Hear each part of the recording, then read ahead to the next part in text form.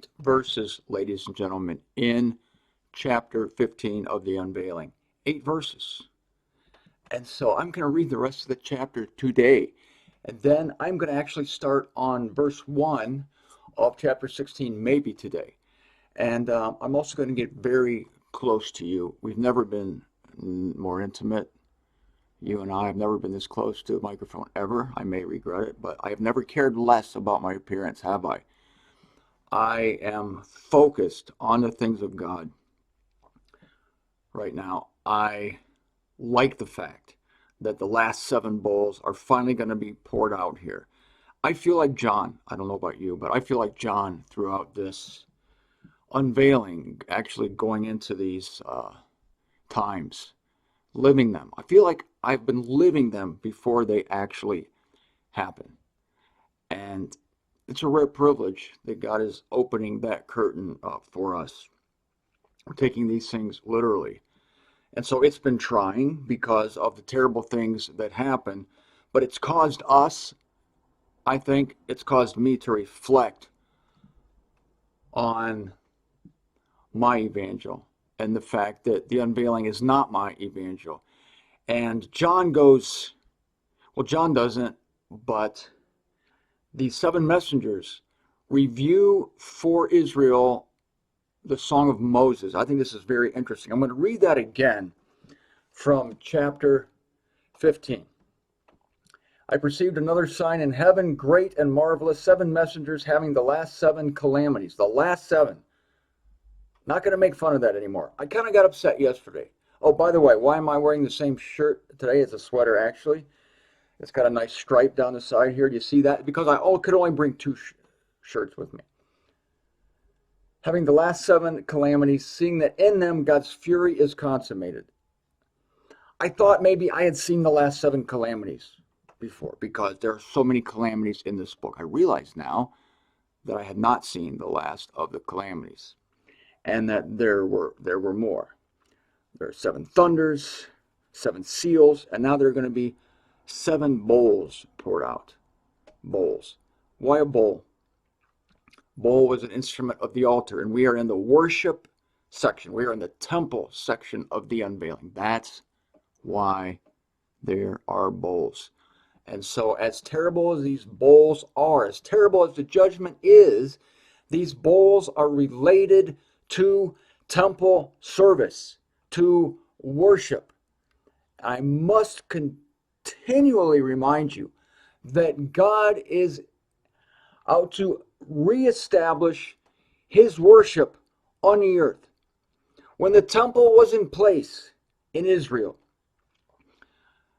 there was worship, but it was only in one little building on the planet. At that time, that building was a microcosm of what God was going to do on the planet. Because during the millennium, the earth will be as the temple, because the worship of God will cover the earth as the waters cover the sea. Yes, there will still be a temple in Jerusalem, but the worship of Jehovah won't be isolated to that place. That will simply be the headquarters from which the worship goes forth. But true, it is forced worship. I admit that to you. I'm not saying anything else, because this is an iron club rule that is happening during the millennium. Rules with an iron club. And worship is forced. The tithes are still in effect, I think. At the end of yesterday's show, I told you we have no tithes. We don't operate by any system of the law. Yet here, the 7 messengers are going back to the Song of Moses. And we're going to look at the Song of Moses because it's applicable to this. Now, the Song of Moses isn't repeated here.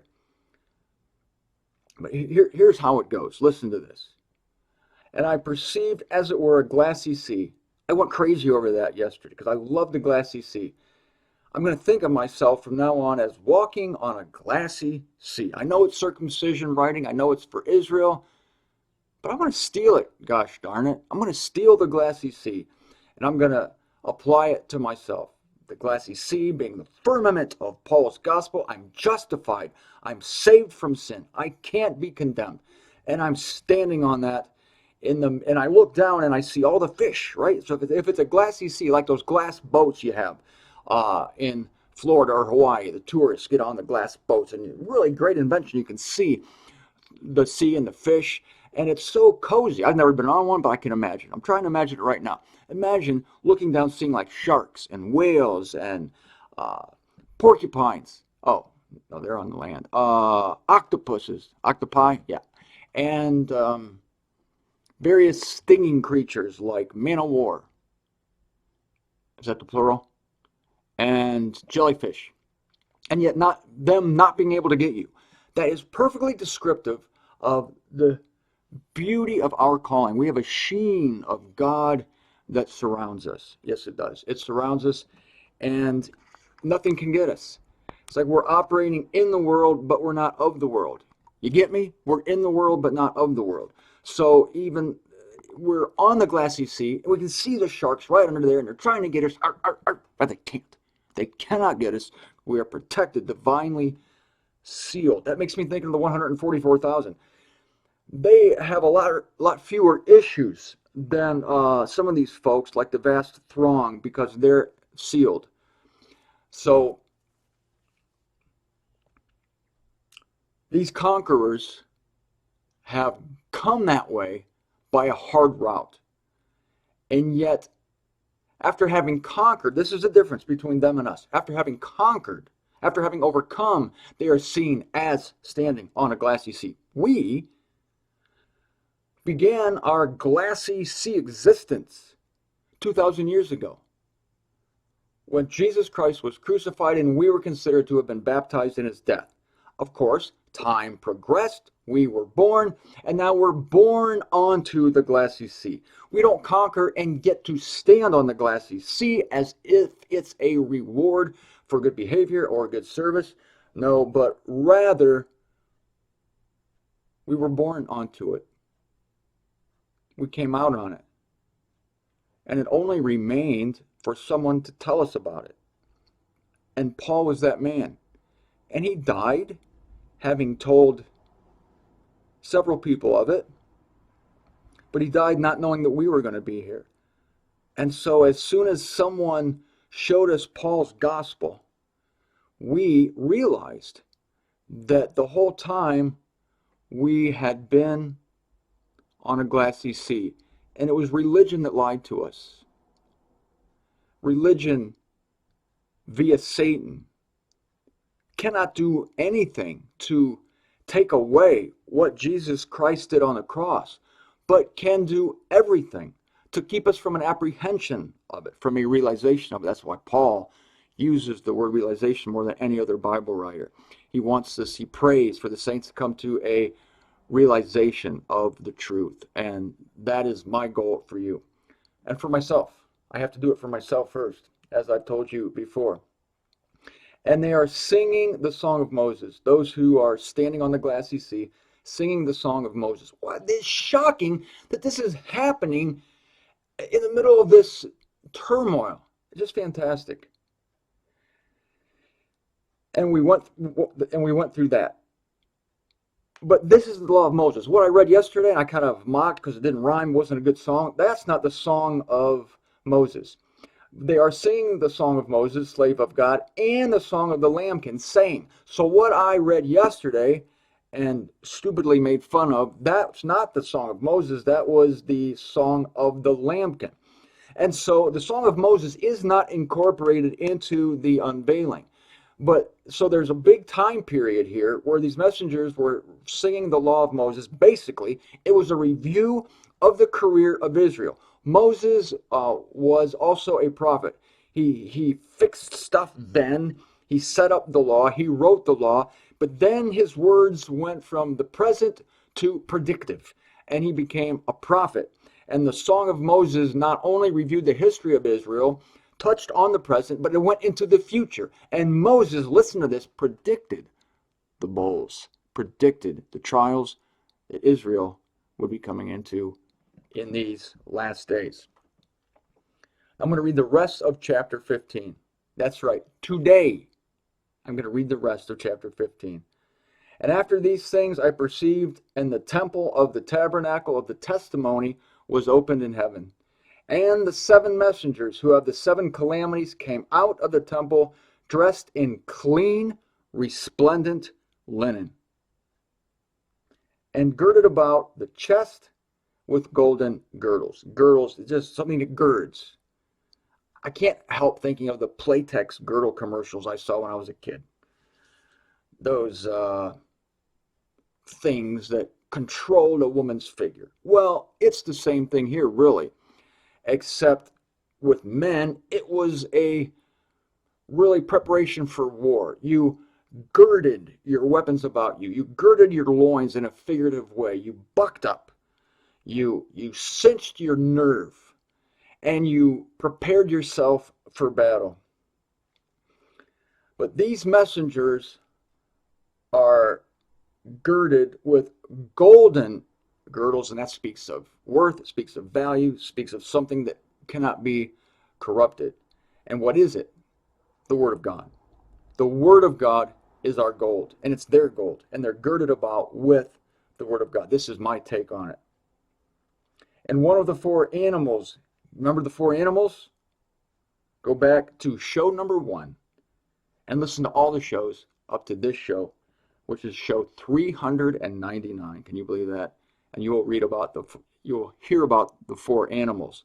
These are representatives of the animal kingdom at the throne of God. They're extremely spiritual beings. They represent the Lollipop Guild. No, sorry.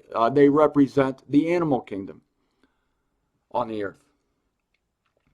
And they provide a great service to God, which reminds me to tell you that I believe animals are going to be a much higher state during the millennium. It's going to be fantastic. Can't wait to see that. So these four animals are seen again. They give to the seven messengers 7 golden bowls brimming with the fury of God. Again, bowls related to the temple. Thank God. Thank God bowls are related to the temple. We're in the temple section. So this is not divorced at all from worship of the deity. Brimming with the fury of God.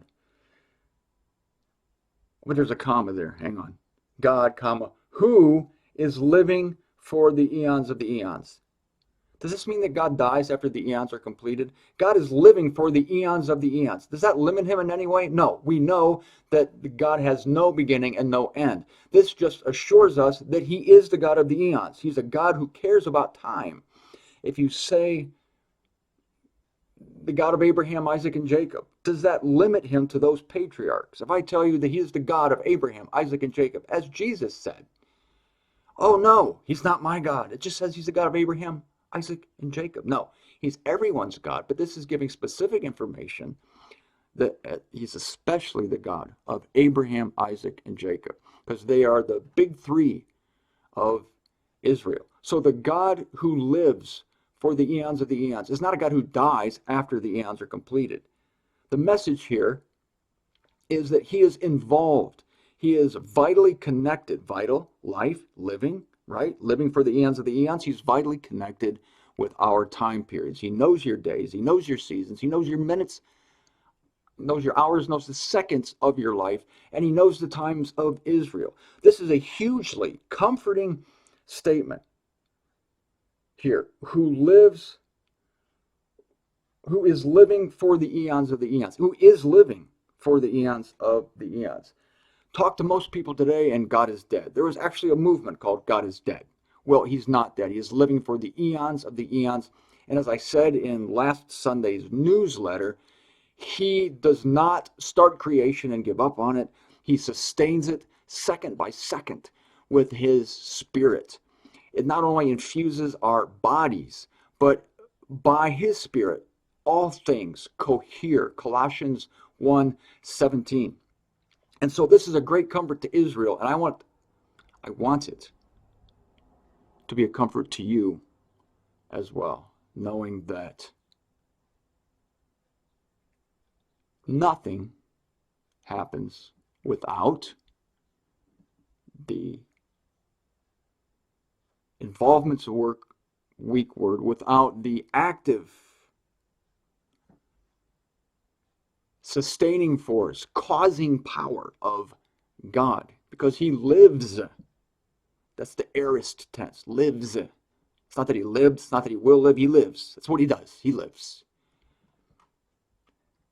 Lest you think he only lives before time or after time, that he's stuck in some eternal, spooky, weird thing that we can't grasp. You need to know that he's here. He surrounds everything. He's the God of time. Doesn't mean he's the God of not time. Just specific information here that's helpful for people who are going through hell and who think that possibly God has forsaken them. He has not.